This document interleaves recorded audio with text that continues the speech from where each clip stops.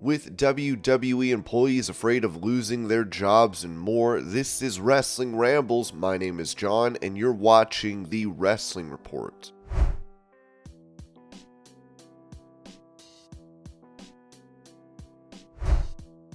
When asked how he is feeling after breaking his neck last year, Big E told Wrestling News, "I feel incredible. Thank you for asking, but yeah, I'm really grateful for that. It's very sobering when you talk to spine specialists and other medical professionals and they let you know, like, hey, you're very fortunate because if this was me, we're talking about stroke or paralysis or death. If it wasn't, thankfully, having a pretty muscular neck really saved me." So you realize, one, how dangerous what we do is. Please don't try this. We say that for a reason, but also, more than anything, it's kind of made me grateful for life, grateful for the fact that I'm still here. I have no nerve pain, no muscular issues. I feel incredible. Honestly, this past year, I have just felt so good. I'm so grateful for that.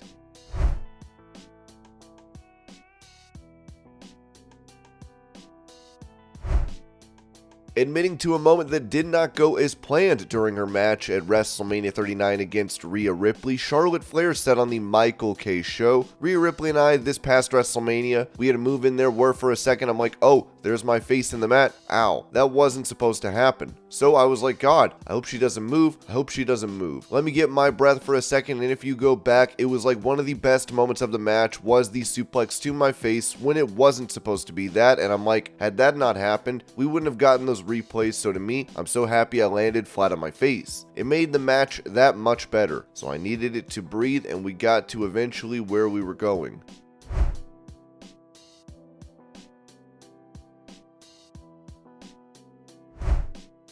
On his My World podcast, Jeff Jarrett spoke about the Texas Chainsaw Massacre bout that took place in AEW last week, saying, "I told my buddy at the gym this morning, I'll just say he's not down with Lucha Libre, says it doesn't make a lot of sense. He loves Japanese wrestling. He's not so much a fan of WWE. He just kind of likes the no-nonsense strong style. He leans more into that. He came up and he said, man, there's some people bent out of shape online. What do you think about that?" I said, well, let me ask you, why do you like it? Because you're shocking me that you like that. He said, well, when you hear the title Texas Chainsaw Massacre deathmatch right out of the gate, you kind of know you're not going to be getting any Hurricane Ranas and German suplexes and all that. He's like, what do you think? I said, the biggest disappointment I would have had by far is if there would have been no feedback. The point that there were people that this made them so divisive, that somebody cared so much or cared so much about the AEW brand that they tuned into Twitter or Instagram. I really thought that the sponsor, exact words, incredible, way over delivered. Okay, so that's a win. It's my understanding across the board, the network, because they're the ones, when you build a deck and hey, we did for this client and this for this client, all that obviously goes without saying. The top man, TK, super excited. Look, his sole decision, that was up to him. With the funds going to Maui, that says so much to me. But the audience being so passionate about it, I love that, okay? That lit a nerve. Not always good. Some people just didn't like it, but I loved it. I thought it was an honor to be in that type of integration. It was definitely out of the box. I thought Jeff Hardy and his entire crew executed it to a T. I'm not a horror movie guy, but Leatherface, that clip of him walking down the aisle, throwing the chainsaw, and he was supposed to be on our side, but Sanjay got his ass kicked, Karen got ran off, and all the integration. Production across the board, it was a grand slam in so many ways. For those that didn't like this kind of stuff, I will say this without question, it certainly will make you appreciate more your 4 and 5 star matches. So yes, it actually served a purpose to you as well. It will make you appreciate, hey, I don't like that integration stuff, I like this stuff, so I'm super excited. Mission accomplished.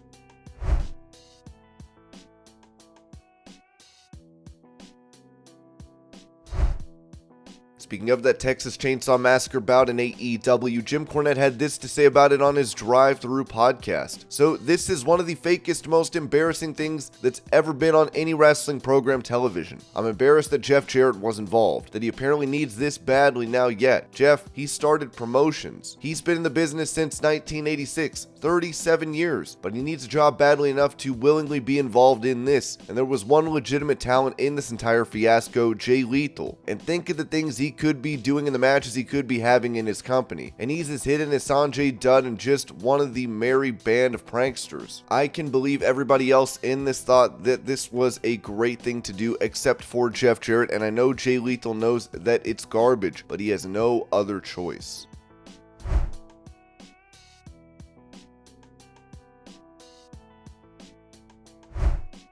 With him having been looking for a kidney donor, former WCW star Konnan has apparently found one, as Dave Meltzer noted on Wrestling Observer Radio. Well, they don't know if it's compatible yet. He's been looking for what feels like years. He has a donor. He's had people in the past who haven't matched up though, but it's still up in the air.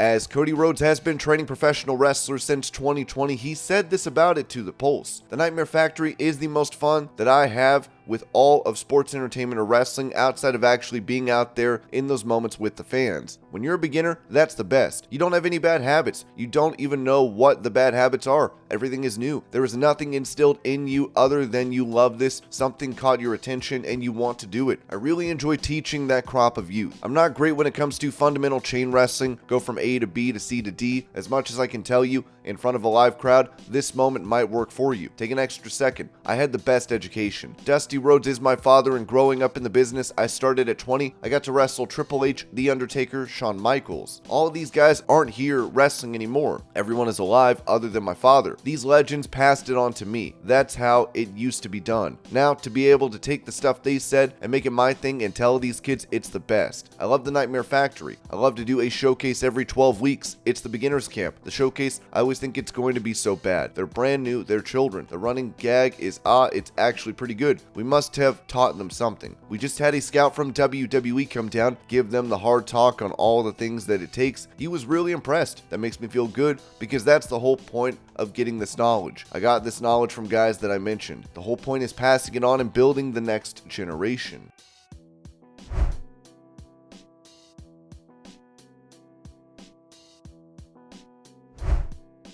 Taking part in an Ask Me Anything session on Reddit to promote his documentary on Peacock, Cody Rhodes was asked if he would ever wrestle John Cena, to which he replied, "I asked John if he does one more, to consider that match. If not though, I'm blessed to have been under his learning tree and shared a ring with him in the past."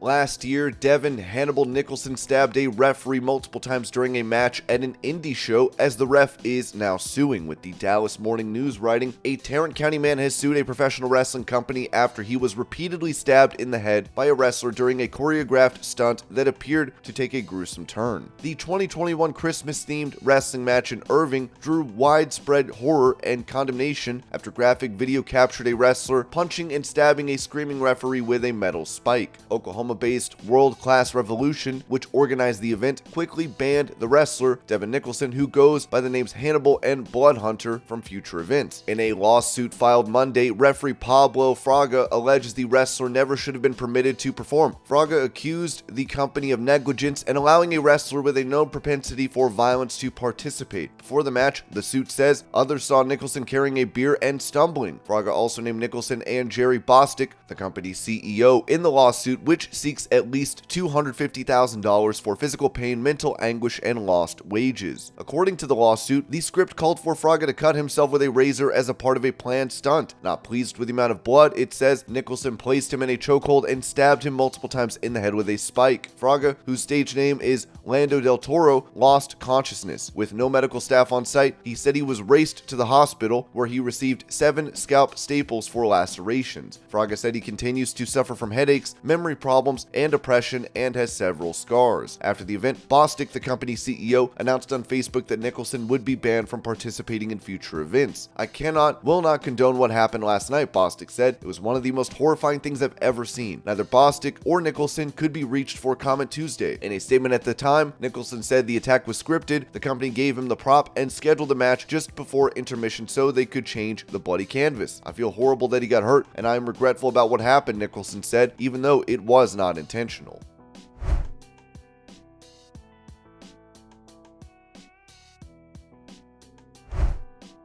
As WWE is set to merge with UFC under Endeavor, this has had many employees concerned over losing their jobs, with PW Insider reporting. As we have noted here, the Endeavor takeover of WWE is expected to take place by the end of next month. Some high-up sources we have spoken to believe it could take place by the middle of September, and noted that almost immediately you can expect to hear of employees departing WWE. There is a sense of doom and gloom among some WWE employees already, as the feeling is that if you aren't in the production studios or directly involved with WWE talent, you could find yourself on the redundancy list and potentially let go. As one longtime company employee noted, UFC and WWE won't need two distinct travel offices, accounting departments, etc. There are a number of employees quietly looking for their next job out of fear of having to pivot and getting out ahead of potential layoffs. How many are actually cut from the company will remain to be seen, but it's been a big topic of conversation among those working in Stamford, as they realize the end of the McMahon family ownership will be here in just a few weeks.